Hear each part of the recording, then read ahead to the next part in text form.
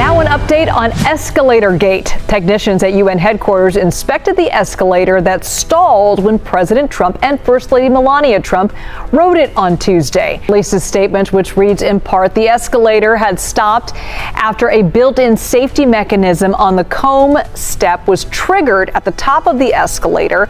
The safety mechanism is designed to prevent people or objects accidentally being caught or... Thank you very much. Very much appreciated.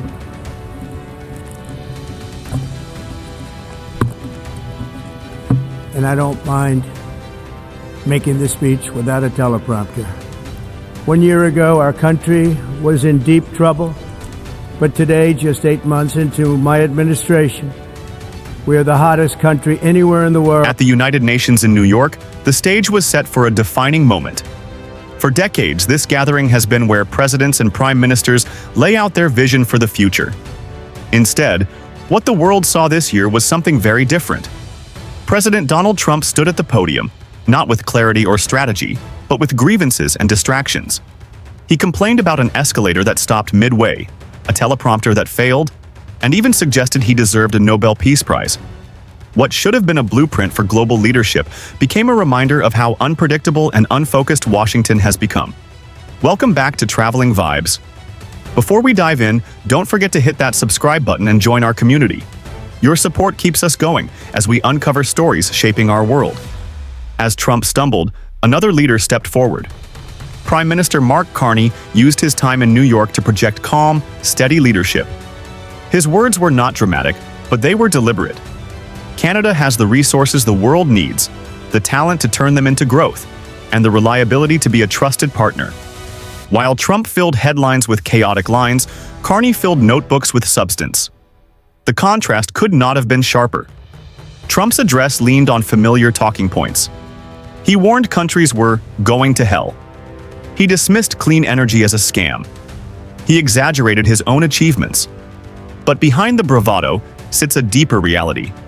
The tariffs he championed earlier this year, sold as a reset for global trade, have shown mixed, even damaging, results. According to trade updates, sectors like autos and metals are facing supply chain disruptions. Consumer groups are warning of rising costs for everyday imports. Rather than projecting economic strength, Trump's policies are exposing fragility. And the pain is not abstract. Federal Reserve surveys show small manufacturers reporting fewer new orders compared to last year. Many blame tariff-driven price hikes. Supply chains once flowing through Japan and Korea are stalling, negotiations unresolved. The result? Delayed shipments, higher consumer prices, fewer investments in American factories. Trump promised tariffs would bring jobs roaring back. Instead, the data shows strain, not revival. Meanwhile, Carney was busy shaping a different narrative. At policy forums across New York, he tied Canada's critical minerals, energy capacity, and technology to a long-term strategy. He spoke of trade agreements with Mexico and talks with Europe, laying the groundwork for Canada to thrive even in a fractured global system. His message reassured investors and allies alike. Where others retreat, Canada steps forward. The contrast between spectacle and strategy tells us something important. Trump turned the UN stage into an echo of his campaign rallies. Carney turned it into a platform for credibility. One projected confusion, the other stability. And when global markets look for signals, that difference matters. Trump's tariffs were supposed to corner Canada. Ottawa was meant to bend under higher duties on steel, aluminum, and copper.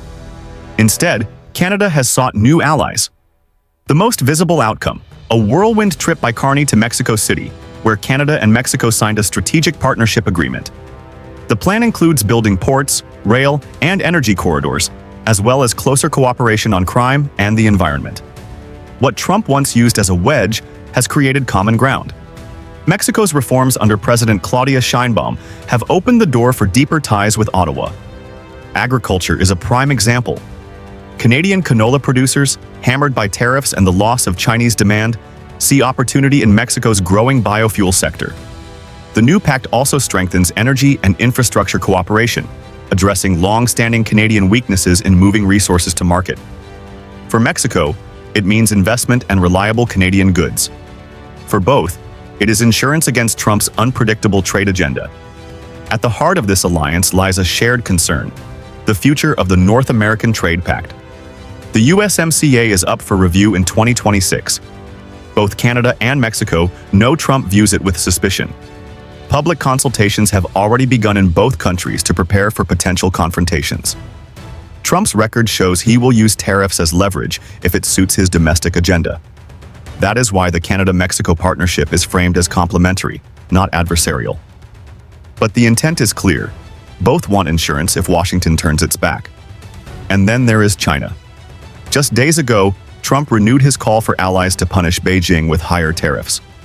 In his vision, Canada should fall in line. Ottawa, however, sent a very different signal. Carney's government is now considering rolling back the 100% tariff on Chinese electric vehicles, a tariff originally introduced to match Washington's approach. Why? Because Beijing retaliated with crushing duties on Canadian canola. 76% tariffs that left prairie farmers gasping for survival. For farmers in Saskatchewan, this isn't geopolitics, it's livelihood. Can they sell their harvest without losing money? Premier Scott Moe returned from Beijing with unexpectedly positive talks. Carney thanked him publicly, showing Ottawa now sees farm survival as urgent as protecting auto workers. Canada faces a trade-off between crops and cars. The balance can no longer hold. Rolling back the EV tariff could bring immediate relief. It might reopen access to China's premium market for Canadian canola. Consumers at home could also benefit from cheaper electric vehicles. And Ottawa could demand that Chinese automakers build plants in Canada as part of the deal, creating jobs while protecting supply chains. This isn't open defiance of Washington, but it is independence. Canada is signaling it will defend its workers first, not just play a loyal soldier in Trump's tariff war. Step back, and the picture becomes clear. The very tariffs designed to weaken Ottawa have forced it to act boldly, to build alliances with Mexico, to reopen channels with China, to prepare for 2026 with urgency. Instead of breaking Canada's confidence, Washington's pressure has strengthened it. Trump's theatrics may dominate headlines, but Carney's steady hand is shaping outcomes. For decades, the UN stage was America's arena of vision. Today, it is a mirror of its divisions. Trump's reliance on anecdotes and applause lines turned a serious platform into a campaign rally. Carney, by contrast, offered steady, forward-looking leadership. For Canadians, it was proof they can carry global responsibility. For Americans, it was a reminder that when theater replaces strategy, credibility is the first casualty. But this story doesn't end with a speech. The humiliation Trump faced at the UN rippled outward, across trade, diplomacy, and alliances. And the contrast with Mark Carney's careful, disciplined leadership only grew sharper as the week unfolded. Let's break it down. The United Nations General Assembly has always been a place where nations show not just their power, but their purpose. John F. Kennedy used it to rally the world during the Cold War. Barack Obama used it to call for global cooperation. Even Ronald Reagan, known for his tough rhetoric, used the stage to project hope and resolve. Donald Trump, however, has always viewed the UN differently. To him, it is not a stage for partnership, but for dominance. In 2018, when he boasted that his administration had accomplished more than almost any in U.S. history, delegates laughed out loud.